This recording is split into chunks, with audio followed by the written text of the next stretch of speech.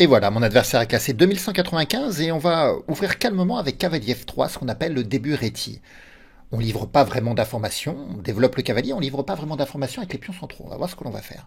Là, mon adversaire joue D6.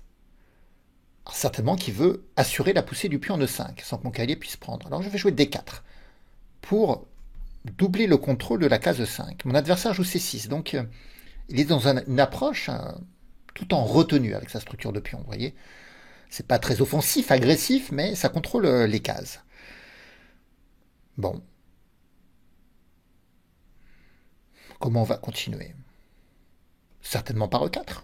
On prend le centre. Donc avantage d'espace central pour les blancs. Cavalier F6 attaque mon pion E4. Alors comment je vais le défendre? Je peux jouer cavalier C3, je peux jouer fou D3.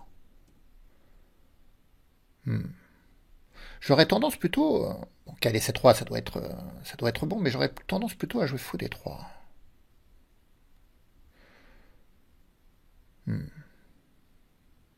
Sur la poussée E5, pour attaquer son cavalier, il peut prendre. Et si je reprends du pion pour toujours attaquer son cavalier, il échange les dames et déroque mon roi.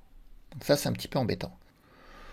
Bon, je vais... fou D3, ce qui me gêne un peu, c'est la sortie de son fou en G4 qui viendrait me clouer.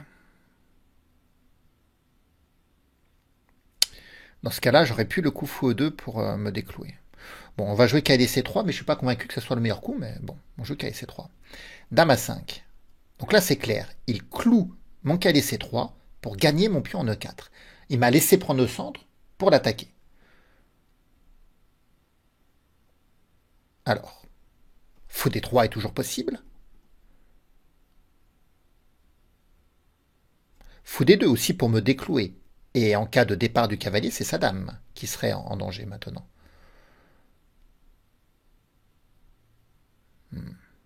Ouais, bon, on va lui jouer fou D2.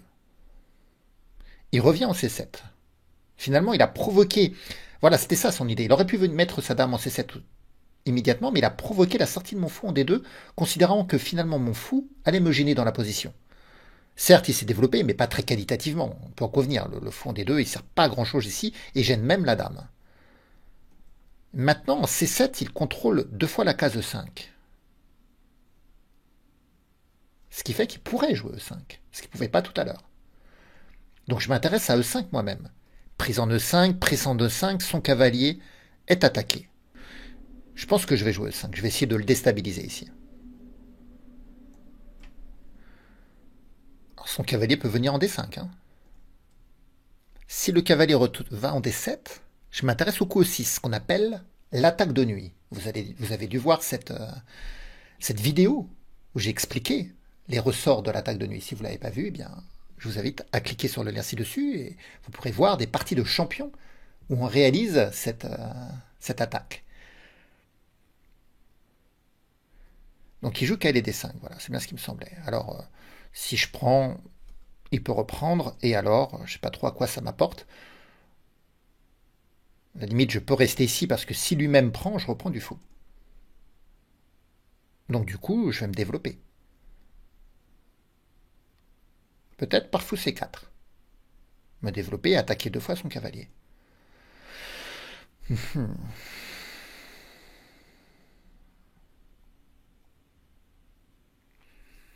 Et sur fou C4, s'il joue E6, le fou C8 est enfermé.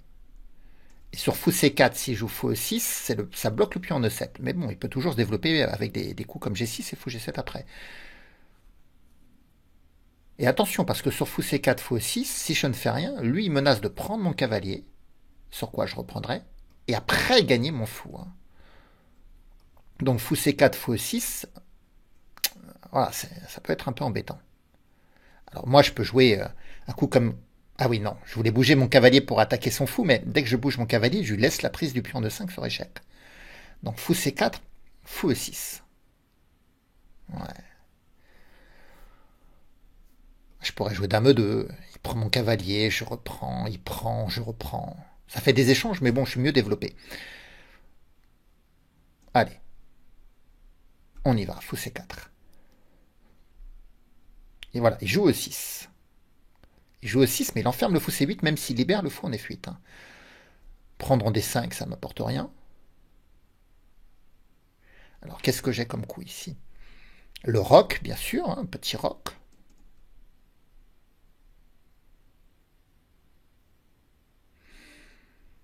Je regarde un coup comme cavalier E4. Mais je peux pas rentrer en D6 parce qu'il y a la surveillance du fou. C'est ça qui est embêtant. Sinon, évidemment, je me jetterai en D6. Mais peut-être qu'il faut tout simplement roquer. Je vois rien d'immédiat.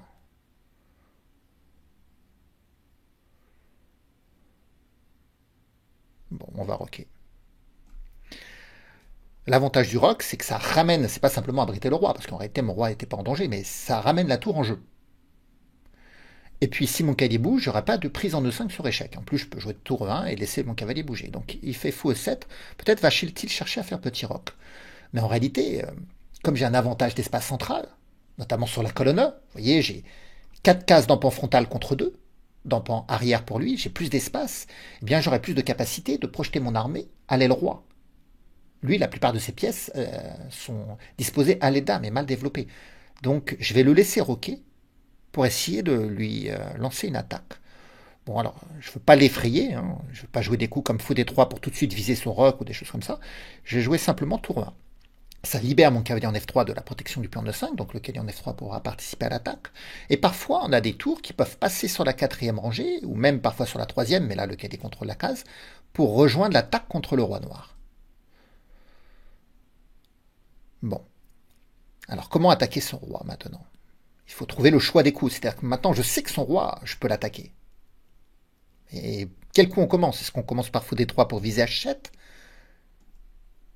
Est-ce qu'on passe par cavalier G5? Est-ce qu'on joue tour E4 d'abord? Est-ce qu'on joue dame E2 pour jouer fou D3, puis dame E4? Ou même cavalier E4 pour rejoindre l'attaque par cavalier G5? Ou cavalier E4 puis cavalier G5 avec les cavaliers qui se soutiennent et l'arrivée de la dame en H5? Vous voyez, le problème c'est le choix des coups en fait. Donc, pour choisir le coup, je vais déjà m'intéresser à lui. Qu'est-ce qu'il va vouloir me faire? Peut-être qu'il va, à un moment donné, me jouer un coup comme B5. Et ça aiguillera mon fou en D3. L'attaque de son roi. Donc, j'ai peut-être pas la nécessité de jouer fou D3 tout de suite. Peut-être qu'il va jouer un coup comme cavalier D7 et attaquer 2 fois mon pion en E5. Donc, il faut laisser le cavalier et la tour en défense de ce pion en E5.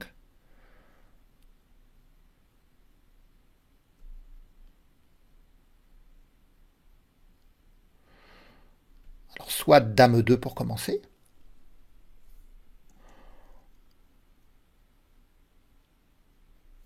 Soit tour E4. C'est des coups qui m'intéressent.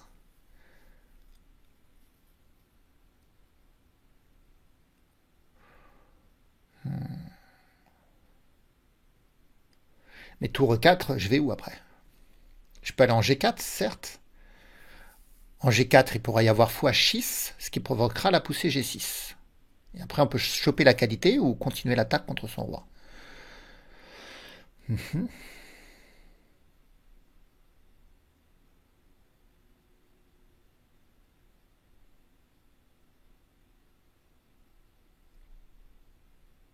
Par contre, si je joue tour E4 et qu'il joue B5, fou D3, il pourra jouer cavalier B4 et attaquer mon fou.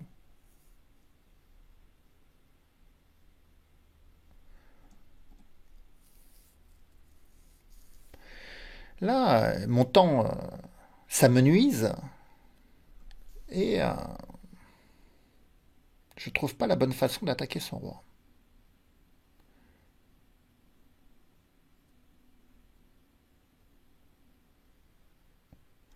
C'est pareil sur cavalier E4, il y a B5. Et dès que j'aiguille mon fou en D3 pour attaquer son roi, il y aura cavalier B4 peut-être. Ah bah non, parce que le fou pourra prendre cette fois-ci. Ouais, on va jouer cavalier E4. Essayer d'apporter un maximum de force contre son roi. Alors je sais que sur cavalier D7, il attaque 2 fois le pion en E5 et je défends qu'une seule fois avec le cavalier. Parce que le cavalier en E4 obstrue la tour. Donc ça, il faut y songer quand même. Après, sur cavalier D7, voilà, c'est ce qui se passe, cavalier D7. On a aussi cavalier G3, qui permet à la tour et au cavalier de redéfendre, et le cavalier G3 peut passer en H5 pour commencer à mettre des pressions sur ce roc sur G7. Bon, je calcule aussi Cavalier G5. Mais il peut aussi jouer tout simplement H6. Hein. Ouais, donc je vais jouer cavalier G3.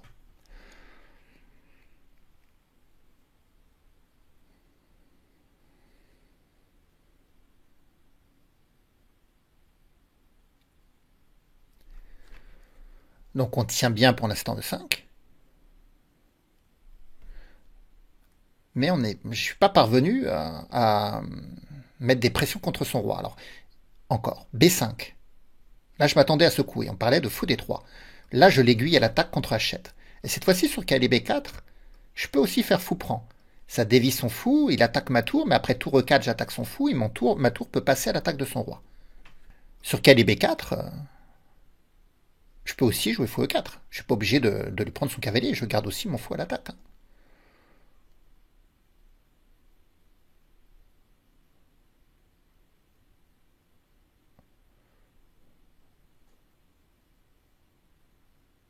Tour D8, là, il veut créer un vis-à-vis sur ma dame. Je sais pas comment il va faire, mais il faut que je me méfie quand même. Bon, alors qu'est-ce que donnent les prises directes? Fou prend, achète, échec, roi prend, et alors cavalier G5, échec, fou prend, je peux reprendre, mais je vois pas trop la suite. Bon, et j'ai moins de temps. Maintenant, j'ai plus beaucoup de temps. Ah, il libère la case F8 pour que le cavalier vienne défendre aussi, hein.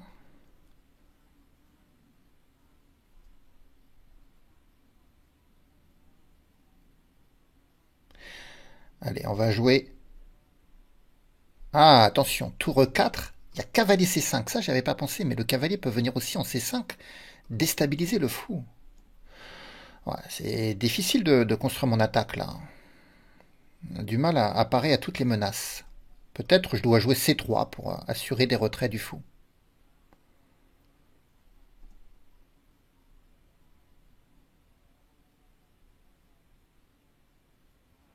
Parce que je voudrais bien garder mon fou à l'attaque en fait. Hein.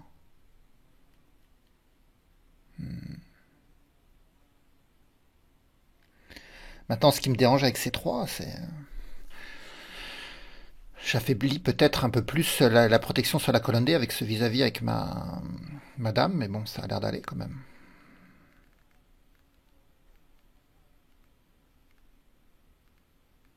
Allez, je vais jouer C3.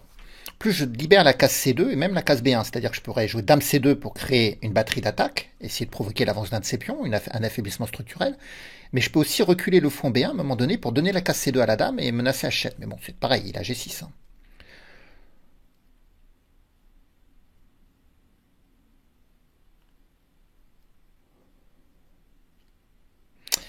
Ouais. Donc je vois bien qu'il a moins d'espace, surtout moins d'espace central, ce qui permet à mes pièces, vous voyez bien, la paire de fous est dirigée contre son roc, les cavaliers sont à l'aile roi, mais je vois rien de décisif en fait.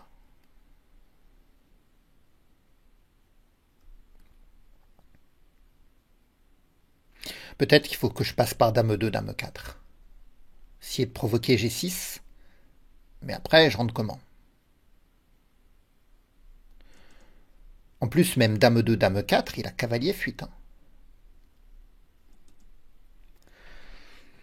Hein.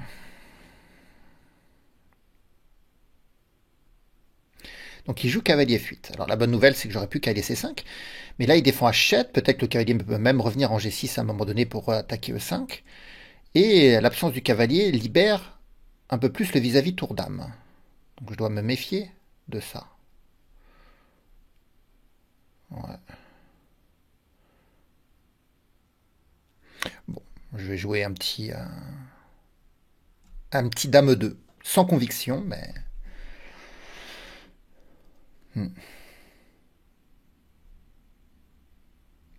Ça peut permettre aussi de tour D1, reculer le fou en C1, reculer le fou en B1. Je garde mes fous. Mes fous, c'est des pièces à longue portée, donc je peux les garder en B1 et en C1, et finalement, ils sont disposés au bon endroit pour attaquer son roc. Avec dame 2, donc je mets les tours en liaison. Je pourrais jouer dame 4, mais évidemment Hachette est défendu par cavalier f8. Mais dame 4, c'est peut-être pour passer en, en G4. Taquiner G7. Peut-être avec des coups comme cavalier H5 à un moment donné pour menacer de prendre en G7. Ah,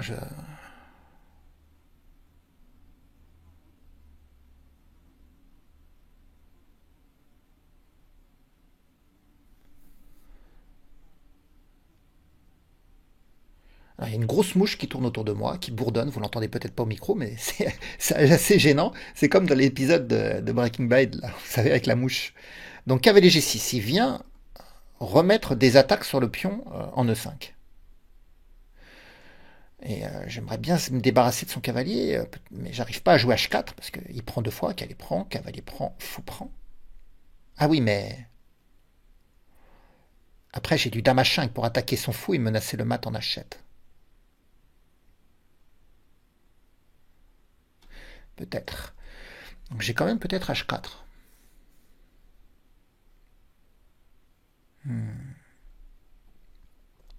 H4, en plus il fait cavalier prend, fou prend. J'ai aussi fou prend H7 échec pour faire sortir son roi, dame échec et après je peux prendre. Attention quand même parce que mon fou sera alors sans protection en D2 face à sa tour et donc il peut peut-être chercher à un moment donné un départ du cavalier, je sais pas. Mais là j'ai tellement plus de temps que je vais y aller. Hein. H4. Donc l'idée c'est de jouer H5, de chasser son cavalier et peut-être même de jouer H6 pour détruire son roc après. Ou H5, faire un départ du cavalier. Peut-être dame 4 après, je sais pas, on va voir. Cavalier F4. Mais là, il perd pas une pièce avec cavalier F4. Non. Ah si. Non, il perd un pion quand même, je crois, non? Non, même pas.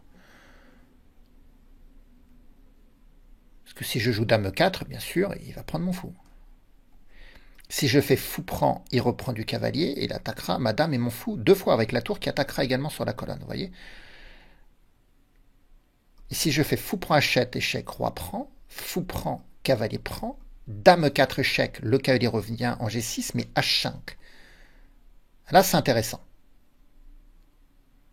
J'ai peut-être perdu un pion, mais je suis en train de lui détruire. Ça, c'est pas mal.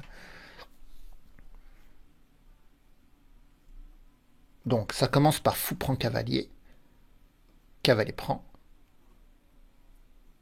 fou prend achète, échec. Ah, il n'est pas obligé de prendre. Mais bon, s'il prend pas, après, madame peut venir en E4. Donc on y va. J'ai plus qu'une minute, de toute façon, un peu, enfin, presque 2 minutes, mais. Alors j'ai un ajout de temps, hein, j'ai les 10 secondes d'ajout de temps, mais. On prend sur échec.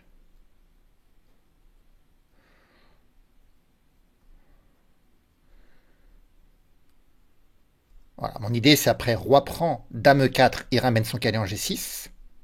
Mais il y a le coup H5.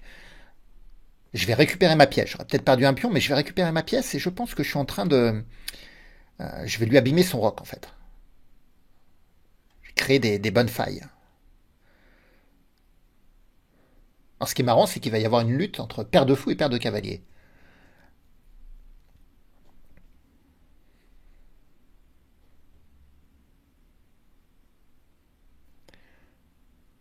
Alors s'il retourne en G8 ou qu'il joue G6, je fais dame prend cavalier et j'ai gagné un bon pion en fait. Hein. Donc un cavalier G6, mais H5, voilà. Je menacerai de prise, il devra reprendre du pion. Et sa structure est bien endommagée à l'aile droite.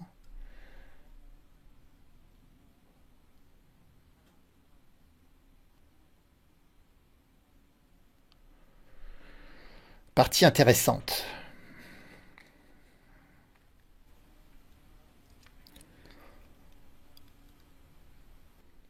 Toujours cette mouche qui rôde autour de moi. Vous savez, quand il y a un silence complet et qu'il n'y a que ce bruit-là, on fait qu'une fixation là-dessus après.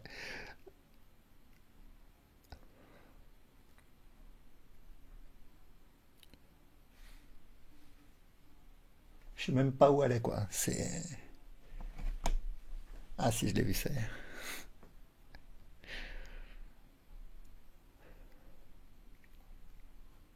Ah, ça s'approche de mon oreille, c'est pas possible. À un moment donné, elle va passer devant la caméra comme ça. Zou.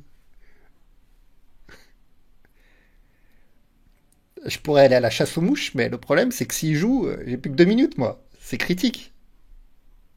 Bon, lui-même va passer en dessous des 10 minutes, mais il lui reste encore évidemment beaucoup de temps. Heureusement qu'il y a cet incrément, cet ajout de temps de 10 secondes. Alors certains ne sont pas habitués à l'incrément, mais en réalité, cet ajout de temps par chaque seconde, c'est maintenant les cadences que l'on retrouve le plus souvent même dans la quasi-totalité de tous les tournois. Il y a toujours une base fixe, plus un incrément qui peut varier, hein. Ça passe de 1 seconde, 2 secondes, 5 secondes, 10 secondes, 30 secondes, ça dépend de l'incrément. Donc il est retourné en G8. Donc après mûre réflexion, je prends. Et voilà, pion de plus. Pion de plus, toujours l'avantage d'espace, des possibilités d'attaque sur son roi, paire de cavaliers contre paire de fous, mais dans une position pour l'instant qui est relativement fermée. Et là, il essaie d'ouvrir d'ailleurs, B4. Bah, je peux gagner son pion, je peux faire pion prend. Sur fou prend, il y a la dame qui reprend. Ce qui me dérange juste, c'est que peut-être il essaye de détourner mon attention. Bon, je vais certainement prendre en B4 quand même, mais d'abord, je vais regarder si j'ai pas des coups gagnants ici. Alors si je joue cavalier G5 pour attaquer F7, il peut bouger son fou pour que la dame défende. Et il faut regarder aussi ce qui se passe sur fou prend. Bon, je peux reprendre de la dame, du pion, je sais pas. Euh, Non, mais ici je vais prendre en C3. Je sais pas pourquoi il a joué B4. Qu'est-ce qu'il veut faire?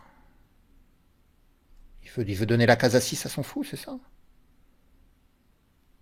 Et après revenir en D3 pour revenir défendre. Mais bon, je prends, j'aurai 2 pions de plus quand même. Je suis pas obligé de triompher dans l'attaque sur le roi. Je peux aussi échanger les pièces et gagner la finale.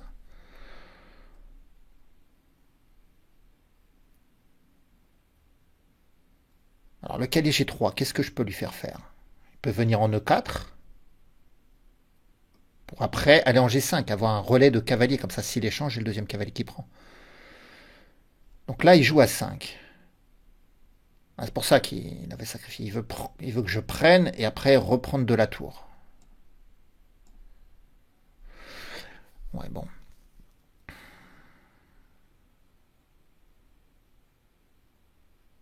Et avoir une pression sur E5, mais...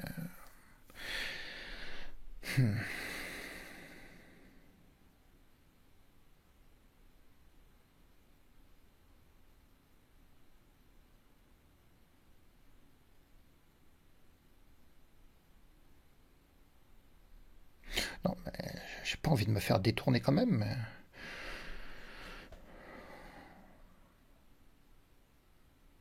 J'ai plus beaucoup de temps.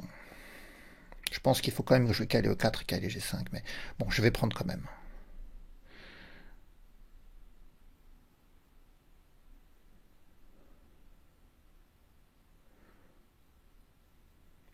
Il essaye d'ouvrir la position un maximum, d'avoir du contre-jeu.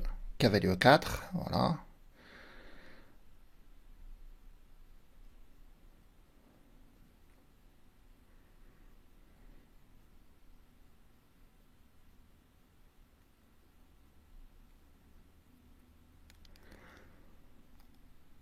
Avec cavalier G5, c'est pas que l'attaque en F7, hein. Je vais regarder aussi la case H7. Vous voyez, peut-être avec dame E4 pour essayer de rentrer en H7 après.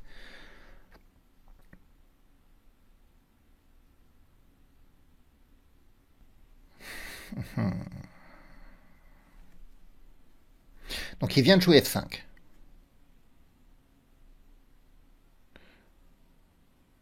Je peux faire la prise en... Ah non, je peux pas faire la prise en passant, j'allais faire la prise en passant. Je perds la dame sur la prise en passant. Ah oui. Ah oui, donc cavalier G5. Mes deux cavaliers se soutiennent. Pression sur E6 pour immobiliser un peu son fou. Par contre, j'arrive pas à rentrer en H5 avec madame. J'ai pas le chemin.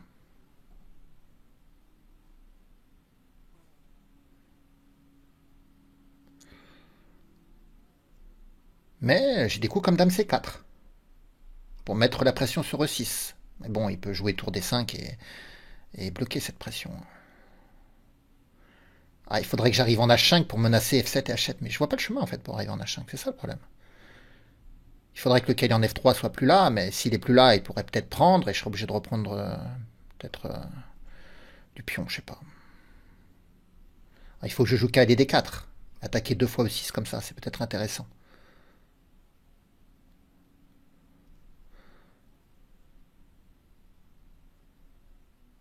Mais après, je peux pas jouer dame F3, parce qu'il peut prendre mon cavalier et prendre l'autre ici.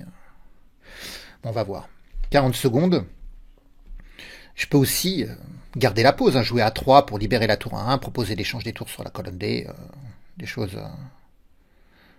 ou mettre la pression sur C6, jouer à 3 pour jouer tour C1 après, mettre la pression sur C6 comme ça. Peut-être avec cavalier D4, comme ça attaquera 2 fois C6 et ça attaquera 2 fois E6. Ou A3, tour C1, puis dame C4, comme ça, si je joue tour D5 pour la case pour protéger E6, pour intercepter E6, au moins j'aurai déjà ma tour pour aller prendre en C6. Vous voyez, des choses comme ça. Donc je peux accepter de ne pas attaquer son roi, de jouer une finale, si j'ai 2 pions de plus, par exemple. Un pion de plus, parfois c'est léger, surtout quand on lutte contre la paire de fous, mais avec 2 pions de plus, normalement les finales, on peut les gagner.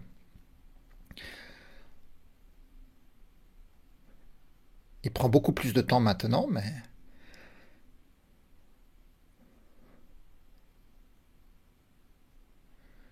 Alors moi j'ai pris beaucoup plus de temps pour avoir cette position favorable.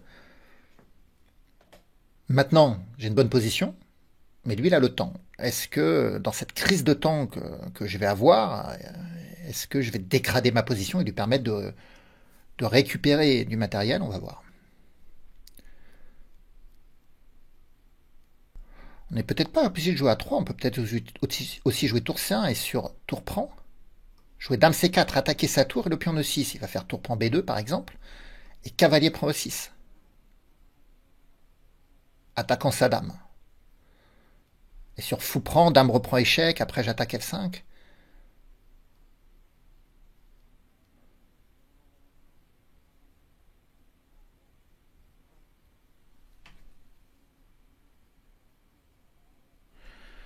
Ouais, c'est peut-être plus dynamique. Alors il a joué, de toute façon, il a joué les tours là.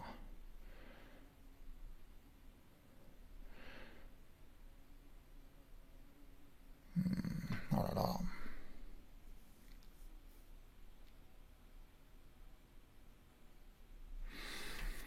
Je sais pas. Est-ce que je joue B3, mais j'aime pas trop ce coup. Ah, il veut jouer tour B4 après, c'est ça. C'est ça.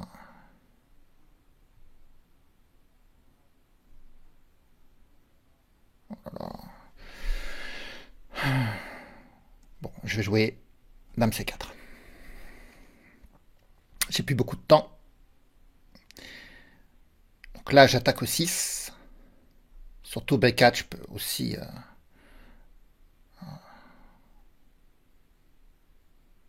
reculer en C2. Je regardais la prise en E6, mais la prise en E6 me fait un peu peur parce que j'ai pas le temps de tout calculer. Ah, ouais, j'ai pas le temps de tout calculer. Je vais jouer dame C2. Peut-être qu'il fallait faire cavalier prend E6.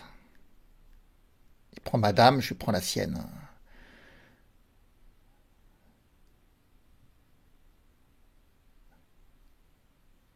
Ouais, mais sur cavalier prend E6, s'il bouge sa dame, je gardais ma dame d'attaquer. Donc là, il a pris. Donc, si je reprends du cavalier, il prend le pion en H4. C'est ça son idée. Donc, je vais reprendre du pion. Parce que la tour attaquait le pion en H4 si je reprenais du cavalier. Ouais, là, je panique un peu. Pion C5.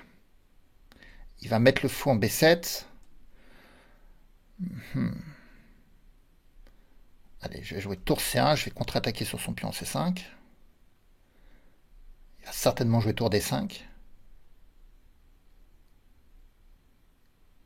Non, fou B7.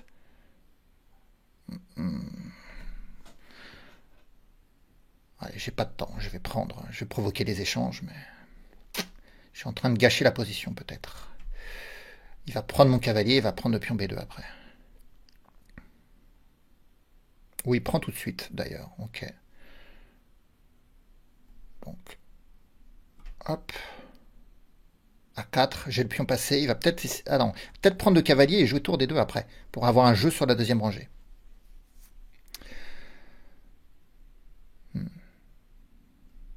Ouais. Alors si je joue tour D2, je vais peut-être jouer G6. Hein. Le clou du cercueil pour jouer tour C8 mat après.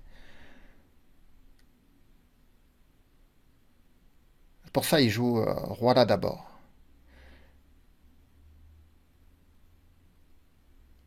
Je vais lui jouer tour là.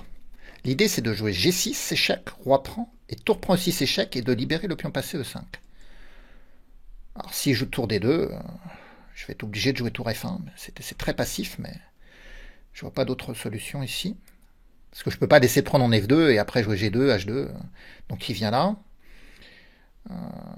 Ok, donc je joue G6. Je prends sur échec.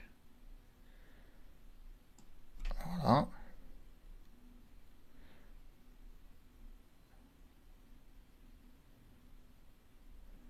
Et je vais lui proposer...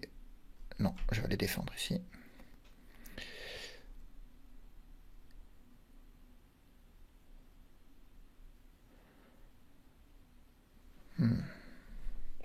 J'ai bien gâché. Hein.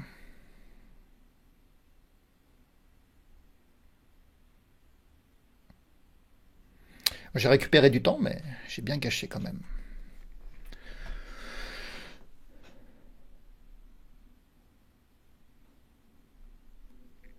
Cette pression sur la deuxième rangée immobilise ma tour en F1.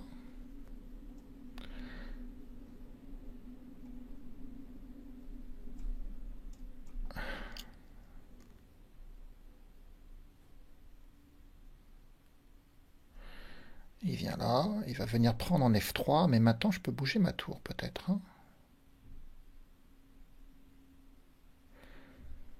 On va voir. Est-ce qu'il va revenir défendre de pion? Ou est-ce qu'il va prendre en F3? S'il prend en F3, il se prend tour B4 échec. Hein. Et après, je lui prends sa tour en F3. Donc il est obligé de rejouer tour A2 en réalité. Ouais. Et moi, je suis obligé de revenir. Je vais réfléchir quand même. Si je joue tour B4 échec, il va où? Il peut aller en E5 ou en G5. Je peux jouer F4 échec après. Il va venir ici. Et j'arrive pas à défendre F2. C'est ça le cauchemar dans la position.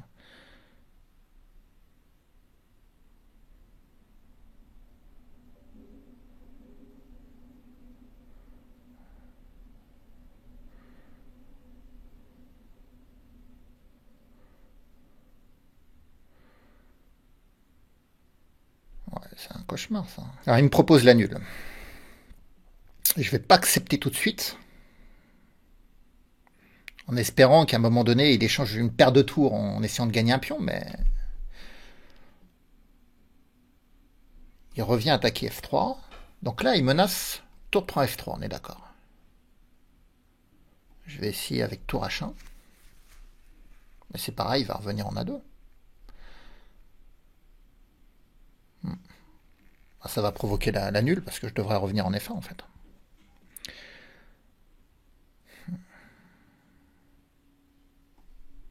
Voilà. Et là, il va rejouer tour A3. Alors si on a joué 3 fois les mêmes coups, ça va proposer, ça va forcer match nul. Voilà, match nul. Donc on va essayer de voir ce que j'ai loupé en fait. Alors voilà, j'ai analysé la partie avec un module d'analyse sur l'ordinateur, donc, et on va revenir à cette position critique, parce que l'ouverture, je l'ai mieux joué. J'ai un avantage, un bel avantage. Et là, cavalier F4 arrive, et le cavalier attaque donc madame et mon fou. Donc je prends le cavalier, ça c'est normal. Je sacrifie en H7, c'est le meilleur coup. Dame E4 échec. Si le cavalier revient en G8, il y a H5 et l'ordinateur confirme que c'est gagnant pour les blancs, il vient en G8. Mais là, on est gagnant avec les blancs parce qu'on a gagné un bon pion et on a l'attaque sur le roi. Et là, mon adversaire va essayer de me déstabiliser en ouvrant l'aile dame, avec son jeu à l'aile dame. C'est intéressant ce qu'il a fait, d'un point de vue pratique, avec surtout la crise de temps que j'avais. Et donc, je joue cavalier E4, F5. Au départ, j'ai failli gaffer avec la prise en passant en F6 et vis-à-vis des dames, j'avais plus beaucoup de temps. Bon, finalement, je me rends compte. Cavalier G5, tour B5. Et c'est là que je joue un coup qui dégrade ma position. J'ai joué dame C4 et l'ordinateur dit simplement B3 en fait. Bon, j'ai joué dame C4, je contre-attaque sur E6. Tour B4. Ma dame est attaquée. À un moment donné, dans la folie de cette crise de temps, j'ai proposé cavalier prend E6 pour contre-attaquer sur sa dame, mais il peut simplement la décaler en B6, et après je reste avec ma dame d'attaquer, mon cavalier d'attaquer. Donc j'ai reculé en C2, ok. Il prend. Alors si je reprends du cavalier, je perds le pion H, donc j'ai repris du pion. Il joue C5, tour C1, fou B7, pour l'instant c'est normal. Dame prend C5, on rentre en finale, mais regardez, regardez. Dame prend, tour prend, tour prend B2. Et là, j'ai joué à 4 pour préserver mon pion A. Et en fait, c'est l'erreur. À partir de ce coup-là, la position devient égale. Parce que il a un retard matériel, mais qui va pouvoir compenser avec l'échange du fou contre le cavalier, l'arrivée de la tour en 2-2, qui va me créer des problèmes sur la deuxième rangée. Ici, il fallait jouer quoi d'après vous? Je vous invite à mettre la vidéo sur pause pour voir ce que vous auriez joué. A tout de suite. Alors, qu'est-ce que vous auriez joué? Ici, le bon coup, c'était G6. Beaucoup plus important de jouer G6 que de garder le pion A. On plante ici le clou du cercueil. Si maintenant il fait comme dans la partie, à savoir fou prend, pion prend, tour prend A2, c'est plus pareil. Il peut plus me jouer l'idée de tour D2 en réalité. Parce qu'il y aura toujours tour C8 mat. Le pion G6 est très très fort ici. Donc il fallait que je joue G6. Et j'aurais pas eu de problème de son doublement des tours sur la deuxième rangée. Mais j'ai été un peu vite, j'ai joué à 4 et il m'a pas laissé le temps. Regardez, fou prend, enfin j'ai joué vite, j'avais plus le temps, pion prend, et là il a joué roi F7, il a évité le coup G6 par lui-même. Et après, il y a eu mes coups, tour C6, il est arrivé en D2, j'ai joué tour F1, il a joué tour A2, G6 échec, roi prend E6 échec, il est venu en G5, tour A6, tour E2, E6. Et même si j'ai 2 pions de plus, je ne peux pas gagner cette position. Parce que et je ne peux pas avancer mes pions, ces tours sont bien protégés. Il y a la pression en F2, ce qui fait que je ne peux pas bouger ma tour, sinon ça prend en F2 et après je me prends des échecs sans arrêt. Et bon, ça a joué encore quelques coups, mais je ne peux pas la gagner. C'est nul cette position. Bien voilà, j'espère que cette partie vous aura distrait ou intéressé, et puis on se retrouvera bientôt pour de nouvelles vidéos. Vous pouvez me laisser des pouces et des commentaires. Au revoir à tous.